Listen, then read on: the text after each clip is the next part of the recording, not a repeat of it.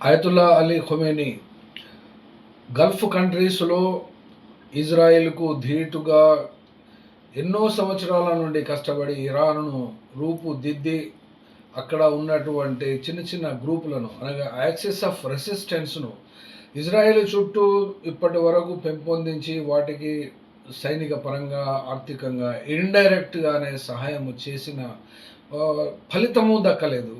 ఇరాన్‌ను పరిపాలించినటువంటి కంప్లీట్ 78 సంవత్సరాలు ఆయనే ఇజ్రాయెల్ పుట్టిన తర్వాత ఆయనే స్వతహాగా 45 సంవత్సరాలు అధికారంలో ఉన్నారు. ప్రెసిడెంట్‌గా 1981 నుండి 89 వరకు ఆ యొక్క 8 సంవత్సరాలు తర్వాత సుప్రీం కమాండర్‌గా ఇరాన్‌కి 1989 నుండి నిన్న చనిపోయేంత వరకు ఆయన టోటల్‌గా ఇరాన్‌పై పట్టు వదలకుండా, పట్టు సడలనీయకుండా 45 సంవత్సరాలు అనగా ఇజ్రాయెల్ పుట్టిన తర్వాత సగ భాగము కంటే ఎక్కువ ఆయన ఇరాన్‌ను పరిపాలించారు. కానీ ఫలితం ఏమైనా దక్కిందా?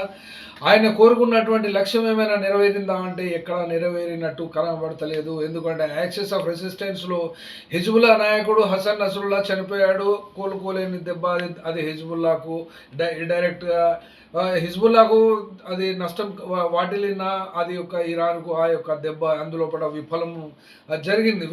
విఫలము అయిపోయాడు. ఎవరు? అక్కడ ఆయతుల్లా ఖొమేనీ అనబడేటువంటి.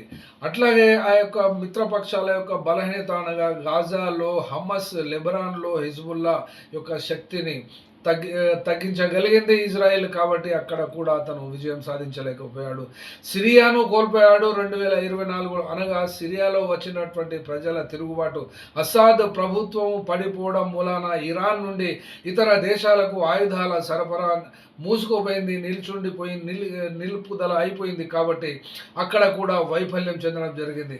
సాంకేతిక రంగంలో గనక చూసినట్లయితే ఇరాన్‌కి మరియు ఇజ్రాయెల్‌కి మధ్య చాలా పెద్ద వ్యత్యాసం ఉంది. ఇరాన్‌లో పెద్ద సంఖ్యలో మిజైల్స్ ఉన్నా కూడా ఇజ్రాయెల్ దగ్గర ఉన్నటువంటి టెక్నాలజీ ముందు నిలబడలేకపోయినవి. ఎందుకంటే ఇరాన్ ప్రయోగించిన drones, missiles, iron dome, arrow వ్యవస్థలు కంప్లీట్‌గా ఎయిర్ టు ఎయిర్‌లోనే అడ్డుకున్నాయి, గాలిలోనే వాటిని నిరోధించగలిగినాయి.